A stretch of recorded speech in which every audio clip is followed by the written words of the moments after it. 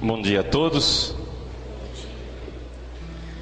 É uma alegria nós estarmos juntos nesse Renascem, né? Está virando, graças a Deus, tradição, esse encontro anual. É bom ver tantos rostos amigos e saber que, embora dispersos por esse imenso Brasil, nós somos uma família sacerdotal. Deus fez de nós um povo sacerdotal para o seu Filho Jesus Cristo, é o que diz o livro do Apocalipse. É a minha primeira vez no Rio Grande do Sul, a primeira vez que eu ponho os pés nessa terra. Embora já tenha vindo aqui muitas vezes, espiritualmente, porque vocês sabem que o Mato Grosso foi colonizado por muita gente, entre os quais os gaúchos. Então, por exemplo, lá em Cuiabá nós tomamos chimarrão. Então, quantas e quantas vezes, meu primeiro diretor espiritual no seminário foi gaúcho, cônego Isidoro Bruxel, da Diocese de Novo Hamburgo. E assim por diante, tem uma longa história. Cresci ouvindo histórias do seminário de Viamão, aqui do Rio Grande do Sul, etc. Então, é a primeira vez no Rio Grande do Sul, mas é como se estivesse em casa. É uma alegria estar aqui com vocês. O tema de nossa palestra, o tema que foi colocado, é o escândalo da cruz. Então, vamos começar bem o negócio. Vamos começar escandalizando o escândalo da cruz. Mas eu gostaria de começar de uma forma diferente, que talvez algumas pessoas fiquem um pouco perplexas, que é que isso tem a ver com a cruz. Pediria a você que você abrisse no Evangelho das Bodas de Caná. São João, capítulo 2, para quem ainda não sabe se localizar. João capítulo 2, o Evangelho das Bodas de Caná. O que é que o Evangelho das Bodas de Caná tem a ver com a cruz de Cristo? Tudo a ver. Porque o Evangelho de São João, ele foi todo escrito para que se chegasse na hora de Jesus. Para que Jesus, no contexto da última ceia, dissesse: chegou a hora. Pai, glorifica teu filho, para que teu filho te glorifique. Chegou a hora. A hora de Jesus é a hora da cruz. É a hora em que o amor de Deus se manifesta através da cruz. E nas bodas de Caná, vocês sabem, Jesus olha para Maria e diz: ainda não chegou a minha hora. Então talvez o Evangelho das Bodas de Caná tenha uma mensagem, tenha algo para nos dizer, tenha uma mensagem para colocar. Então vamos ver um pouco de perto este Evangelho, ver essa mensagem de Deus para nós. O Evangelho diz o seguinte: 3 dias depois, celebravam-se bodas em Caná da Galileia, e achava-se ali a mãe de Jesus. Vejam, 3 dias depois, quer dizer que aqui ele está contando o tempo. Se nós formos olhar dentro do contexto do Evangelho de São João, estamos fazendo aqui uma contextualização exegética, né? Acho que é importante que você que é seminarista saiba que fazer uma pregação iluminada por Deus não nos exime de pôr o traseiro numa cadeira e estudar antes de abrir o bico, antes de falar as coisas.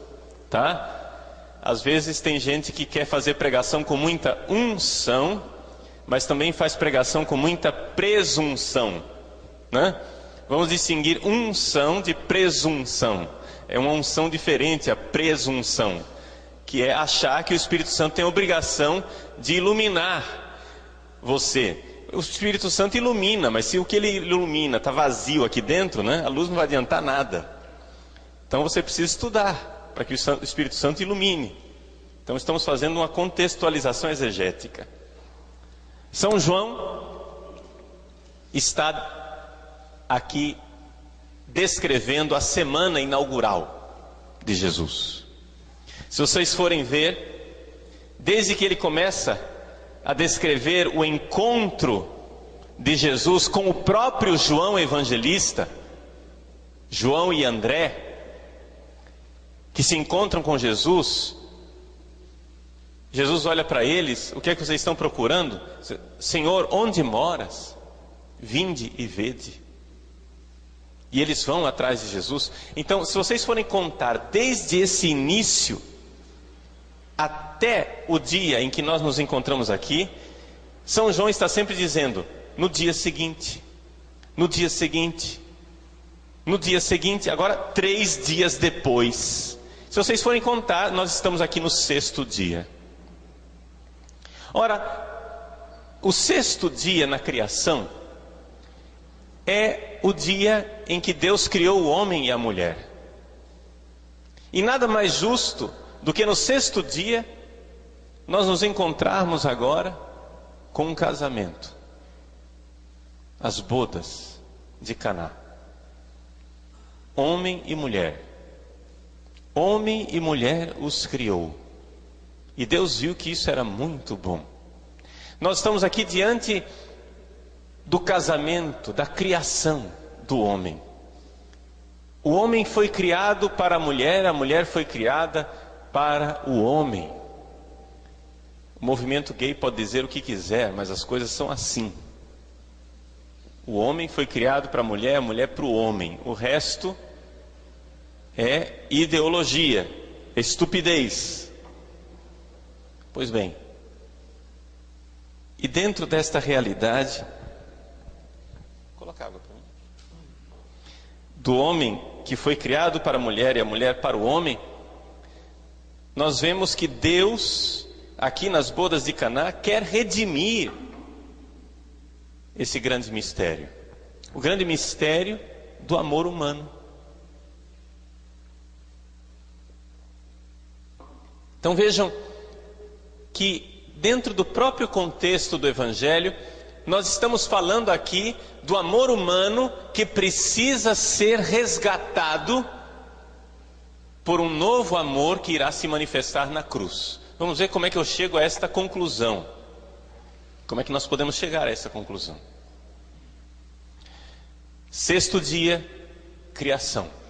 Amor entre o homem e a mulher. Amor humano. Amor bonito. Amor criado por Deus.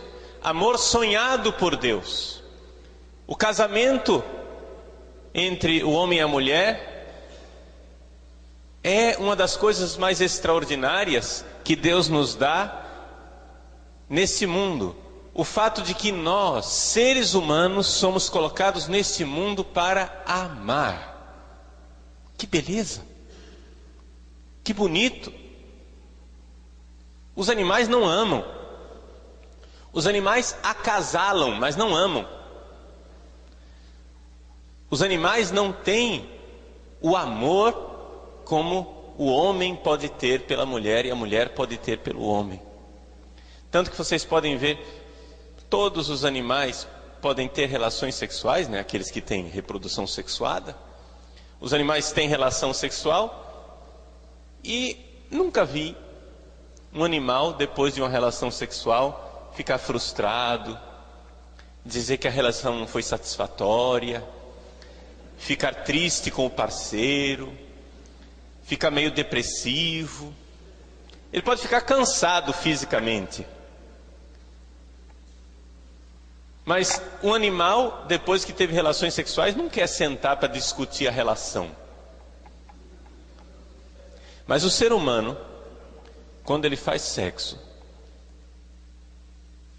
e faz sexo sem espírito, sem espiritualidade, sem sentido, ele destrói o seu amor, destrói o relacionamento.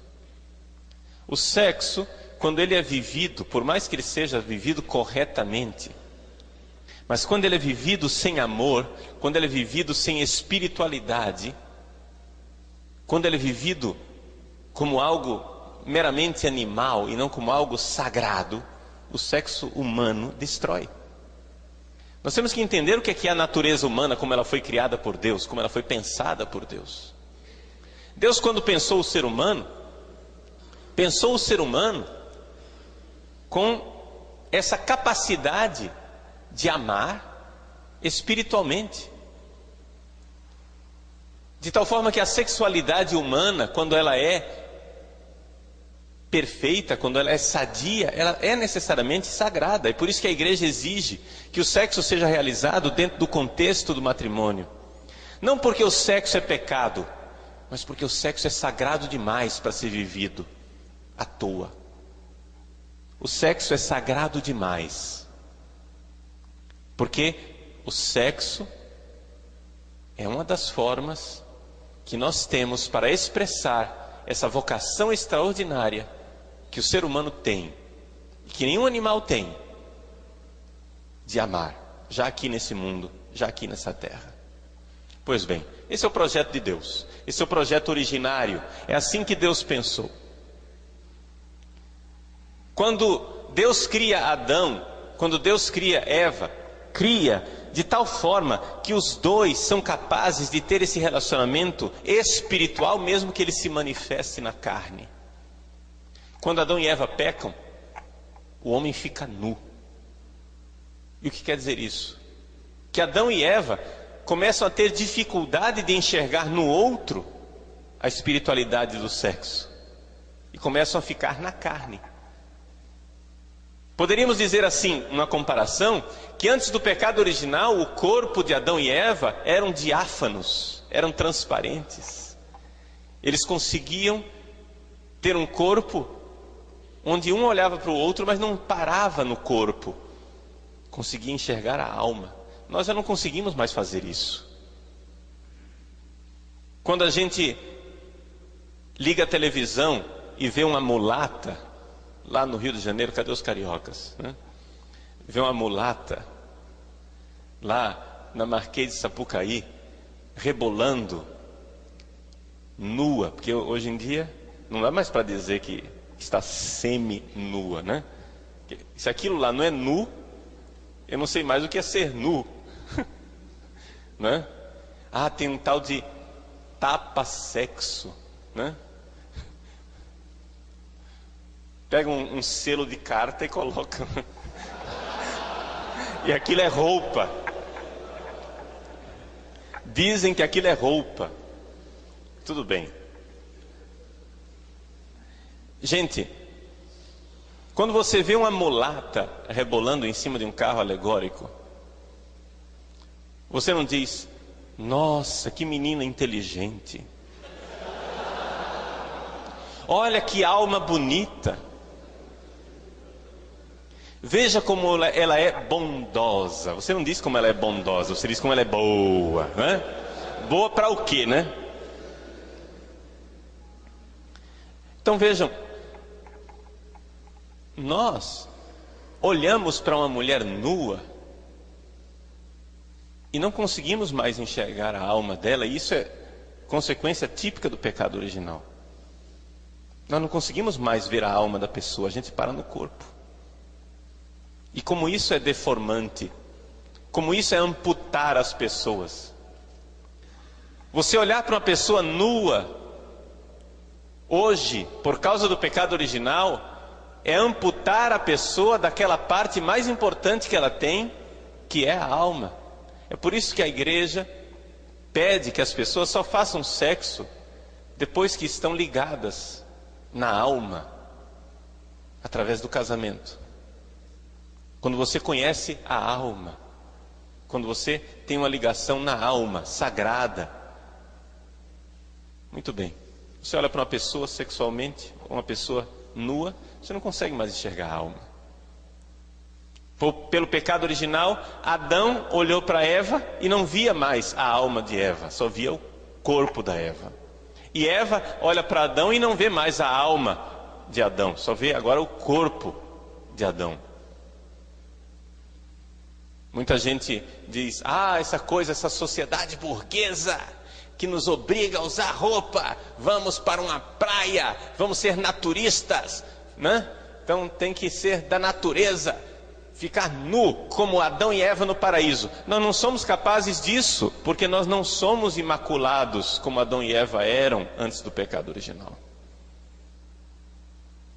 Quando você vê uma pessoa nua, você para no corpo e amputa a alma da pessoa.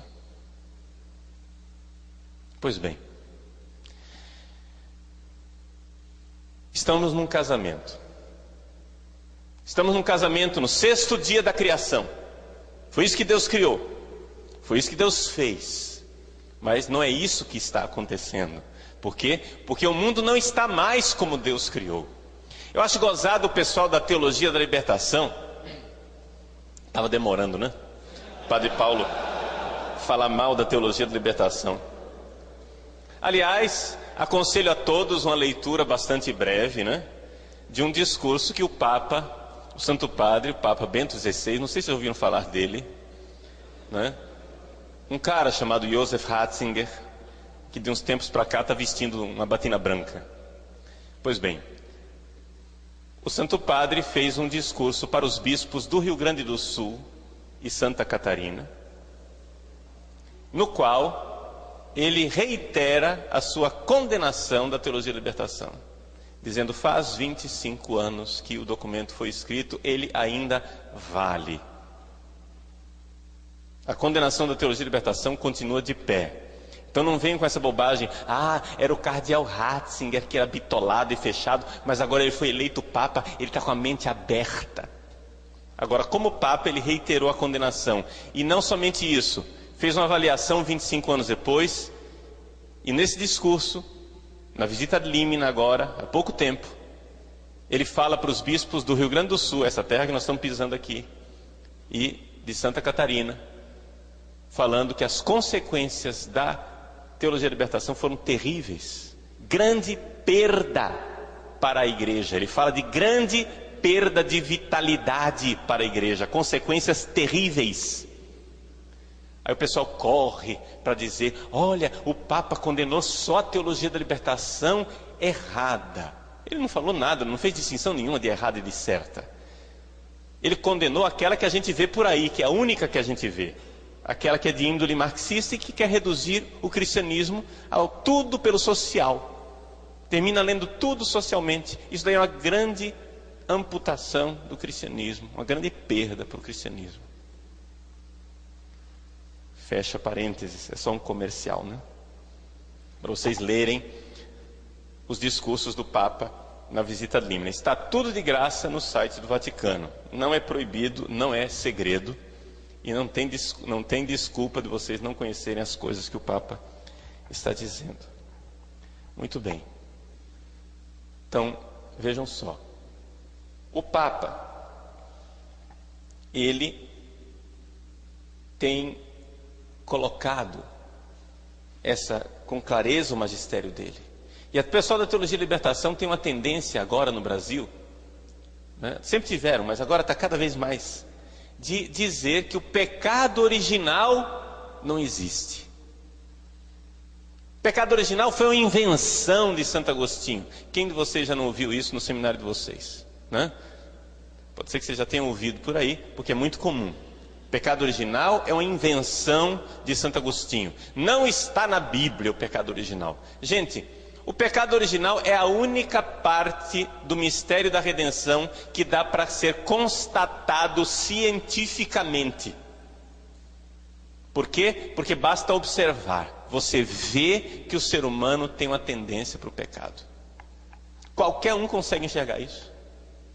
Qualquer um consegue enxergar que uma criança, até Freud consegue enxergar, que uma criança de 3 anos de idade, que moralmente falando ainda não é capaz de pecar, com 3 anos de idade, ela já tem uma tendência egoísta terrível de ser o centro do mundo, de se colocar no lugar de Deus. Ela quer a vontade dela. Eu vinha no avião agora, essa noite, na minha frente vinha um menininho, um gauchito, simpático e falante, devia ter 3 anos de idade por aí, na minha frente, com o pai dele. E ele, quando nós decolamos de Florianópolis, né, ele começou a ver ali a ilha, né, as luzes, e disse assim: pai, nós já estamos chegando em casa? Ele falava, ele mesmo perguntava, ele mesmo respondia, né? Falava sozinho. Ah, já estamos chegando em casa? Não, não estamos chegando em casa. Olha as luzes, olha o avião como está rápido. Ah, mas está de noite. Pai, faz ficar de dia. Pai, faz ficar de dia. Eu quero viajar de avião de dia. Seja feita a minha vontade, assim na terra como no céu. Eu fiquei enternecido com aquele pedido do menininho. Mas ao mesmo tempo a gente vê 2 coisas. Primeiro, a beleza da confiança de uma criança no pai. A esperança de ter um pai onipotente que atenda aos meus pedidos. Mas ao mesmo tempo a tendência de não se submeter, mas de querer controlar o pai. Pai, você é onipotente, então faz a minha vontade. Faz ficar de dia. Eu quero viajar de dia. O pecado original está lá, gente. Nós queremos que seja feita a nossa vontade, sempre. Essa é a única parte do mistério da redenção que dá para constatar. Basta você observar você mesmo com honestidade e ver que você é um filho da mãe. Basta você olhar para dentro de você e ver que você não presta. 5 segundos de sinceridade e o pecado original está provado. Não precisa de mais. Qual é o problema da teologia da libertação? O problema da teologia da libertação é que ela é filha de um senhor chamado Antônio Gramsci. E o senhor chamado Antônio Gramsci, o que é que ele fez? Ele viu que o ser humano tem essa tendência para o pecado e que nós temos uma aspiração de alcançar uma perfeição, mas que ninguém dá conta de alcançar essa perfeição. Então, ele seguiu Maquiavel e disse assim: bom, não existe esse problema. Nós somos como nós somos. Se nós somos maus, egoístas, se nós achamos que nós somos o centro do mundo, é porque nós somos isso mesmo. Não precisamos ficar aspirando nada. Então Gramsci é o novo Maquiavel. Nós não precisamos querer mudar de vida. A teologia da libertação conseguiu uma nova forma de redimir a humanidade. Para que a humanidade fique livre do pecado, a teologia da libertação proclama: não era pecado, não era pecado. Acabou. Pronto, resolveu. Não tem mais o drama. Vocês podem ver, isso não é um detalhe, isso é uma epidemia no nosso país. Os padres no confessionário, graças a Deus ainda tem padres católicos, não é? Mas infelizmente existe uma chusma, não sei qual é o coletivo disso, é uma chusma, é uma pleiade, é uma caterva, é uma vara.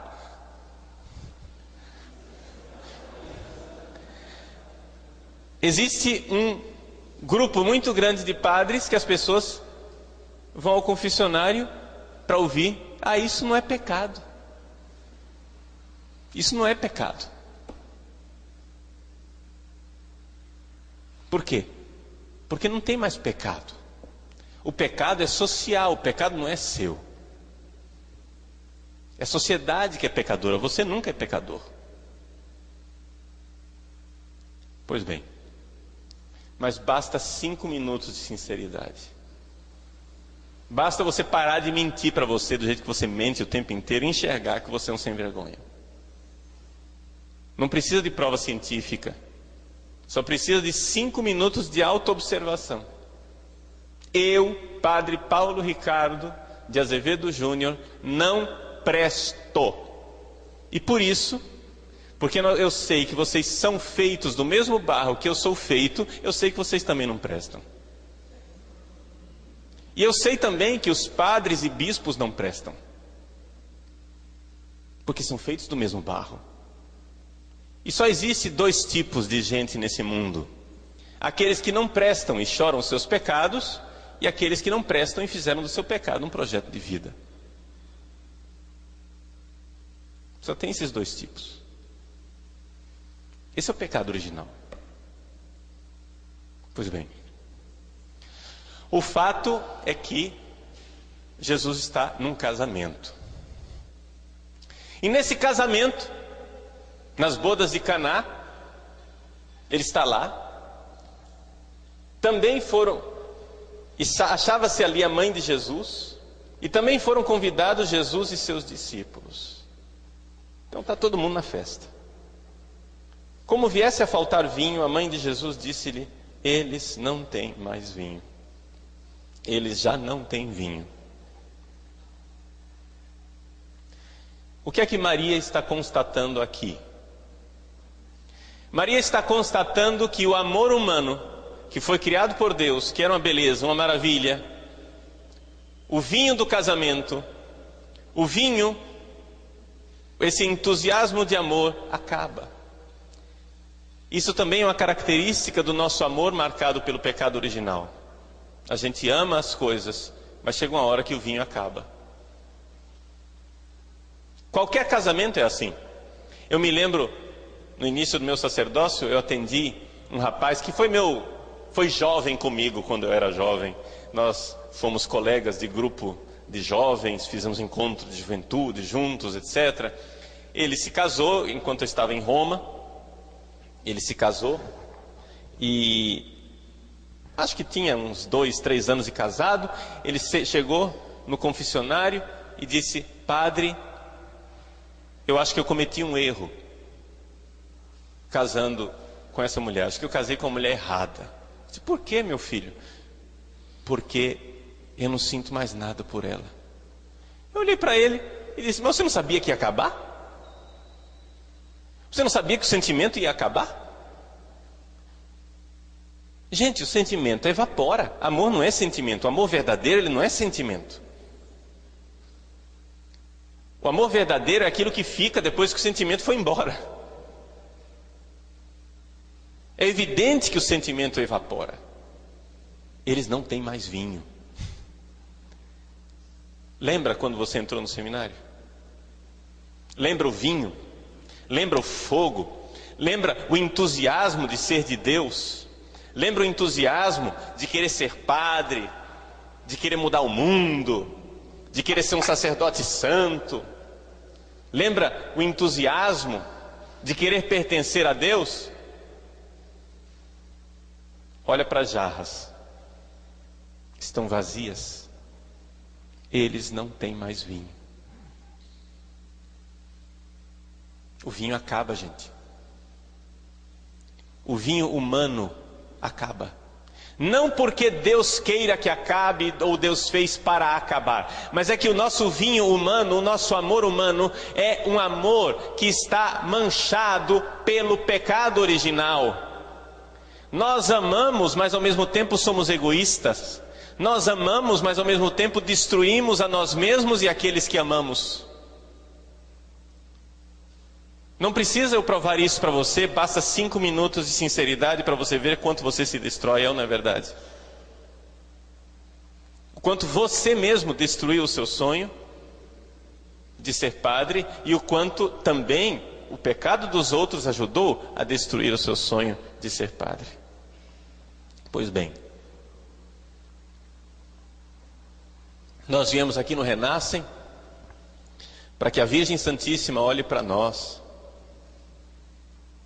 e depois ela erga os braços para o céu e diga para Jesus: eles não têm mais vinho. É um pedido, é uma constatação que é um pedido. Senhor, eles não têm mais vinho. Olhai para os nossos seminaristas e padres que começaram sua caminhada vocacional entusiasmados, cheios de fogo, mas não era fogo do Espírito Santo, era fogo humano, era entusiasmo sensual. Entusiasmo sensual, você sabe o que é isso? Sensual quer dizer algo ligado aos sentidos, ao corpo. Você vai num grupo de oração e sente a presença de Deus. Ai, que gostoso rezar, eu estou sentindo a presença. E aí o que acontece? Este sentir desaparece. Nesta hora, a Virgem Maria olha para você e diz: Jesus, acabou o vinho dele. Acabou o vinho. Acabou o vinho humano. Acabou o fogo humano. Acabou aquela garra que você tinha. Eles não têm mais vinho. E Jesus então responde: mulher, isso compete a nós? Minha hora ainda não chegou. Mulher, o que há entre mim e ti? Mulher, por acaso isso é da nossa conta?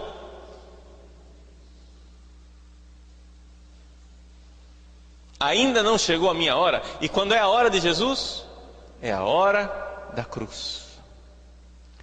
A hora da cruz é a hora em que Jesus irá pegar a água da nossa vida, a nossa vida aguada e sem amor, e irá dar um vinho novo do amor, um novo vinho. Sim, porque é na cruz de Cristo que nós iremos reencontrar o nosso amor.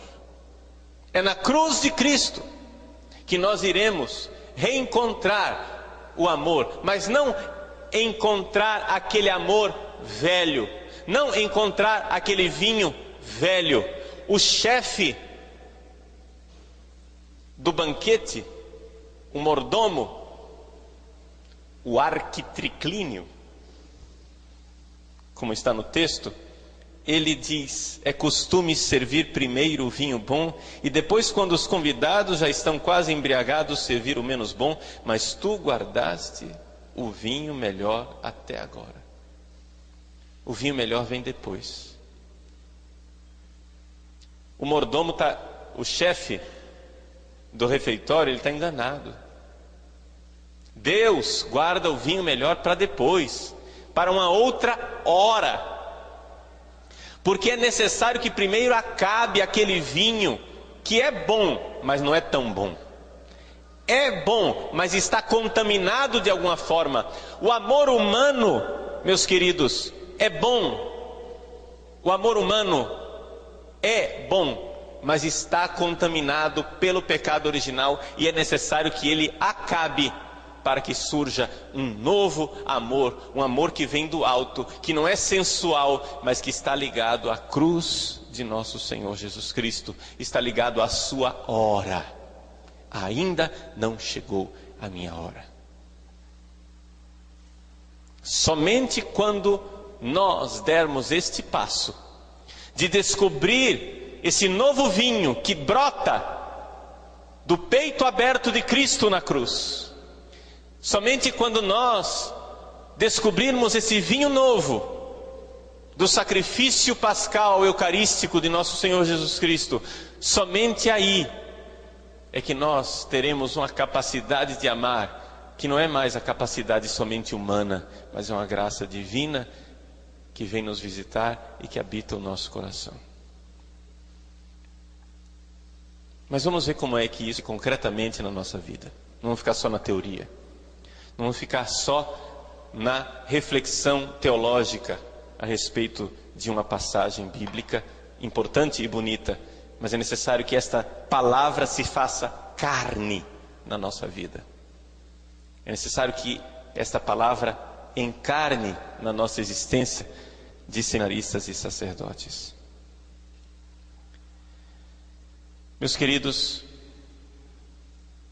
quando nós entramos no seminário e queremos ser padres, nós fazemos aquilo que todo mundo quer fazer. Nós queremos amar o mundo. E qual é o pensamento equivocado que todos nós temos e que é típico dessa teologia liberal, da teologia da libertação, desse pessoal, né? Típico da Gaudium et Spes. Se você quiser ouvir duas palestras, vá no meu site. Eu postei lá 2 palestras a respeito da Constituição Pastoral Gaudium et Spes, onde eu critico a Gaudium et Spes. Haha, eu sabia, Padre Paulo Ricardo é contra o Vaticano II. Eu não sou contra o Vaticano II. O Vaticano II é um dom precioso de Deus para a igreja, só que a gente precisa saber interpretá-lo. A Gaudium et Spes, ela tem dentro dela uma tendência de interpretar o cristianismo como se o cristianismo estivesse em perfeita sintonia com o mundo moderno. E essa tendência é tola. E eu critico isso nessa palestra que está lá no meu site. Essa outra palestra que eu estou citando está de graça no meu site, criticando a Gaudium et Spes. O DVD não, o DVD é outra coisa, eu falo do concílio inteiro. A palestra sobre a Gaudium et Spes está no meu site de graça. Quem não sabe meu site, www.padrepauloricardo.org. E por que eu ouso criticar a Gaudium et Spes? Porque teve um cara, que não sei se vocês conhecem, Padre Joseph Ratzinger, que foi especialista durante o concílio. A tinta com a qual os padres conciliares tinham assinado a Gaudium et Spes nem tinha secado ainda, e ele já estava em Münster, padre jovem, recém-retornado do concílio, fazendo uma palestra sobre o concílio Vaticano II. Ele criticou veementemente a Gaudium et Spes e o espírito que está na Gaudium et Spes. Que espírito é esse? É o espírito de que, se nós formos bonzinhos, o mundo vai nos aplaudir. E esse é o espírito que vive em muitíssimos padres, bispos e seminaristas hoje em dia. Ah, nós temos que amar as pessoas. Se nós amarmos o mundo vai ser cristão, vai nos aplaudir. Todo mundo vai achar que nós somos lindos. Gente, o mundo não vai nos aplaudir, sabe por quê? Porque quando o amor se fez carne, nós o crucificamos. Se você amar o mundo, existe algo que, se você amar de verdade o mundo, é líquido e certo que você será crucificado. Isso é pouco, mas é seguro. Você será crucificado. Então, o cristianismo não é uma pequena aventura, onde você vai viver num carrossel, feliz da vida, num parque de diversões. Se você for cristão de verdade, a consequência final não vai ser muito alvissareira, você vai ser crucificado. Mas esse não é o ponto final. O ponto final é a ressurreição. Graças a Deus, atrás de cada morte, Deus tem para nós uma ressurreição. Então nós precisamos abandonar essa ideia de que, se nós amarmos, o mundo se converterá. Não, gente. Se nós formos fiéis a Deus, o mundo nos crucificará. E isto salvará o mundo. O mundo será salvo pela cruz redentora de nosso Senhor Jesus Cristo. É assim que acontece a salvação. E portanto, nós cristãos, que somos membros do corpo de Cristo, somos membros de um crucificado ressuscitado. E portanto, nós seguiremos o destino do nosso divino fundador, nosso Senhor Jesus Cristo, se formos fiéis a Ele. Pois bem, nós precisamos entender isto. Este é o vinho novo que nós precisamos entender. Esse é o vinho novo que nosso Senhor nos dará, se nós formos dóceis de encher as talhas de água, se nós formos dóceis de fazer tudo aquilo que Ele vos disser. Quando São Paulo se converteu, existe uma frase que está no capítulo 26 dos Atos dos Apóstolos. Vocês sabem que existem vários relatos da conversão de São Paulo. São 3 relatos nos Atos dos Apóstolos. O último relato é São Paulo contando lá para o rei Agripa, no capítulo 26. E no capítulo 26, então, tem uma frase que não aparece nos outros 2 relatos. Jesus diz assim para Paulo: Saulo, Saulo, por que me persegues? É duro para ti recalcitrar contra o aguilhão. Pouca gente sabe o que é que isso quer dizer. Recalcitrar contra o aguilhão, né?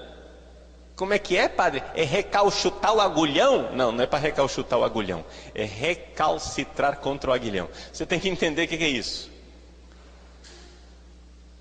Para entender o que é recalcitrar contra o aguilhão, você tem que entender o que é um carro de boi. O boi, ele é diferente do cavalo. O cavalo você dá umas chicotadas e o cavalo, só de ouvir o estampido do chicote, já sai correndo. O cavalo, ele é mais sensível. Mas o boi, por sua própria natureza, ele é meio dormente. Ele é meio insensível. Então você pode quebrar um porrete no lombo dele e ele nem se toca. Ele não está nem aí. Para você fazer o boi puxar o carro de boi, você precisa de um aguilhão. O que é um aguilhão? É um esporão. É uma lança com uma ponta fina. E com esse esporão, esse aguilhão, você cutuca a nuca do animal, que é uma parte sensível, ou então a parte mais sensível ainda, aqui atrás da orelha dele. Então você cutucando atrás da orelha do boi, o boi vai para frente. O que é recalcitrar? Recalcitrar é espernear, ou seja, resistir. Tá? Então, recalcitrar contra o aguilhão é quando você vai com aquele esporão na orelha do boi, e o boi, para se livrar daquele incômodo, que é aquele esporão, aquele aguilhão na orelha dele, ele dá uma cabeçada para trás, para se livrar do aguilhão. E ao fazer isso, ele está se furando mais ainda. Quem quiser se salvar vai se perder, mas quem se perder por amor a mim, esse se salvará. São Paulo recalcitrava contra o aguilhão, porque São Paulo estava querendo se salvar de alguma forma. De alguma forma, São Paulo era aquele boi que, querendo se livrar do aguilhão, do esporão, de Deus que estava cutucando a ele com o ferrão, de Deus que estava querendo a sua conversão, Deus que estava perseguindo Paulo, Deus que estava atrás dele porque queria que Paulo fosse cristão. Paulo estava recalcitrando contra o aguilhão, ele estava dando cabeçadas contra um ferrão pontiagudo. Irmãos, esta é a nossa situação quando nós não descobrimos o vinho novo. Quem fica no amor humano, e esse pessoal que quer amar o mundo moderno, ai, o mundo moderno, a gente precisa amar as pessoas, dar beijinho nela, sorria para todo mundo e você vai ser feliz, né? Aí você tem aquelas figuras bobocas de padres e bispos que ficam sorrindo para todo mundo. Não, você não precisa ter cara fechada. O cristianismo, ele é alegre. O cristianismo, ele é fonte de alegria. Mas uma coisa é você ser verdadeiramente alegre, outra coisa é você ser um personagem boboca que quer transmitir uma alegria falsa para dizer que está tudo sempre bem. Faz de conta que não tem sofrimento no mundo. Faz de conta que não existe pecado. Faz de conta que está tudo bem. Alice no País das Maravilhas. Que lindo. Essa é uma tentativa humana. Uma tentativa humana de apagar a cruz, o sofrimento, o pecado, a miséria, e de dizer, não, não tem problema. Este vinho acaba. Este vinho de você dizer, gente, a igreja é linda. Esse vinho acaba, porque as pessoas terminam descobrindo a verdade, que a igreja está em crise. E a igreja está em crise. Aliás, sempre esteve. Vamos lembrar que esse negócio aqui, quando foi fundado, os discípulos todos deram no pé, só ficou Joãozinho no pé da cruz.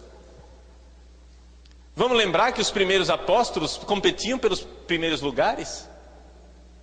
E que mesmo depois de Pentecostes, todo mundo diz, não, depois de Pentecostes foi tudo diferente, porque o Espírito Santo veio e queimou o coração deles. Depois de Pentecostes teve arranca-rabo entre Pedro e Paulo e Tiago no meio.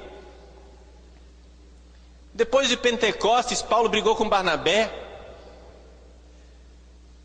Depois de Pentecostes, São Paulo escreve cartas chamando cristãos de raça de víboras, né, de cães, que se castrem logo, que não sei o que, etc e tal.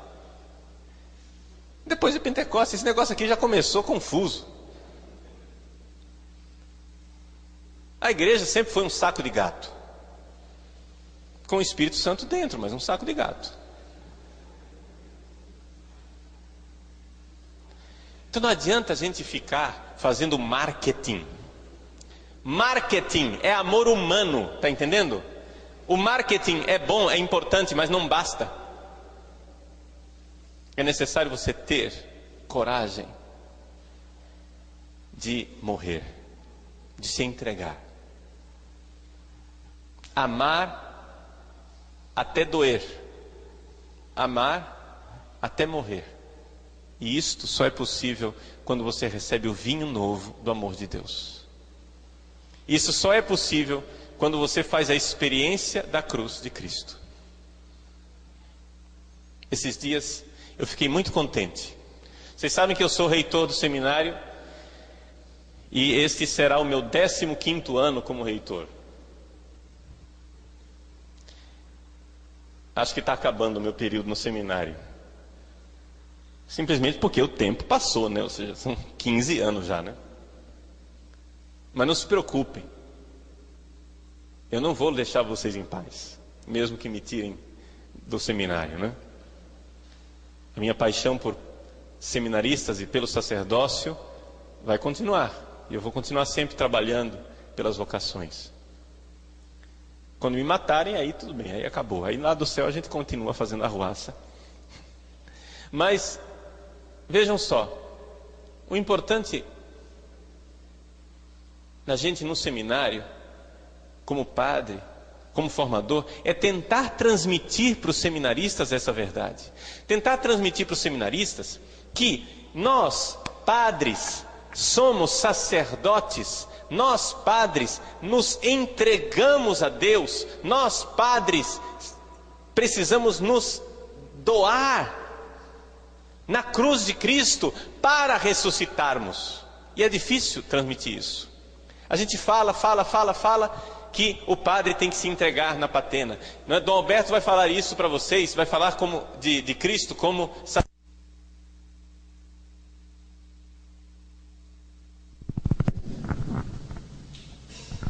vai falar de Cristo como sacerdote e vítima. Nós precisamos nos oferecer em sacrifício, mas isso é fácil de dizer, difícil de ensinar na prática para os seminaristas. Esses dias eu tive uma graça muito grande de receber um telefonema de um padre. Um dos padres que fez Renascem, como vocês aqui, como seminarista, hoje ele já é padre. Esse padre telefonou para mim e disse: padre, eu queria partilhar uma coisa com o senhor. E eu só tenho o senhor para partilhar porque eu tenho certeza que só o senhor vai me entender. Disse: o que foi, filho? Olha, o senhor se lembra aquela raiva que eu estava passando contra aquele outro padre, né? E já há mais de um ano que ele vinha sofrendo uma raiva, um rancor, uma mágoa de se sentir traído pelo amigo, né? Deixado de lado, escorraçado, etc. Você se lembra? Se lembro. Pois é, padre. Eu vinha rezando, fechado já há 1 ano e meio, e finalmente eu dei o passo. Eu fui lá e pedi perdão. Olhem só, na cabeça desse, foi o outro que ofendeu ele, mas ele foi lá e pediu perdão. Ele passou 1 ano e meio dizendo: não, ele é que tem que vir aqui pedir perdão, ele é que tem que vir aqui, porque a injustiça quem fez foi ele. Passou 1 ano e meio rezando, Deus pediu a ele: vai lá e pede perdão. Ele foi e pediu perdão. Mas não é isso que ele queria partilhar comigo. O que ele queria partilhar comigo é que naquela noite ele foi dormir, e ele dormiu abraçado com Jesus crucificado. Ou seja, espiritualmente falando, ele disse: padre, eu tenho que dizer para o senhor, porque eu acho que só o senhor vai acreditar nisso que eu estou lhe dizendo, porque se eu for falar para outra pessoa, alguém vai rir da minha cara. Padre, eu dormi abraçado com Jesus crucificado. Eu dormi abraçado com Jesus crucificado. Eu disse: padre, que alegria. O senhor já está ordenado há tanto tempo.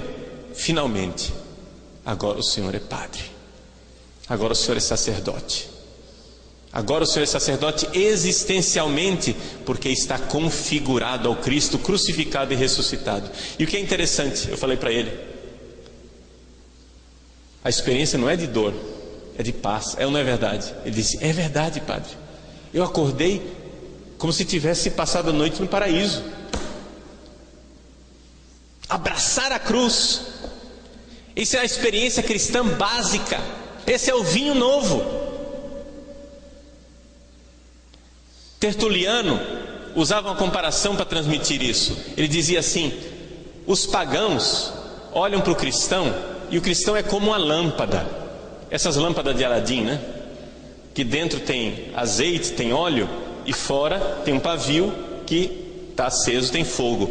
Então o cristão olha para o pagão olha para o cristão e só vê o fogo, e fica assustado com aquele fogo, com a cruz, com o sofrimento. Mas é que ele não sabe a unção que está dentro, ele não sabe o óleo que está dentro, ele não sabe o positivo que existe ali, a alegria que existe ali. Então essa é a experiência da cruz de Cristo que nós precisamos fazer. Na parte da tarde nós iremos retornar a esse tema para aprofundá-lo mais ainda. Mas é necessário que nós nos demos conta dessa realidade, de que a cruz de Cristo é o caminho da ressurreição, é o caminho de nossa vitória, e é o caminho de nós termos um vinho novo,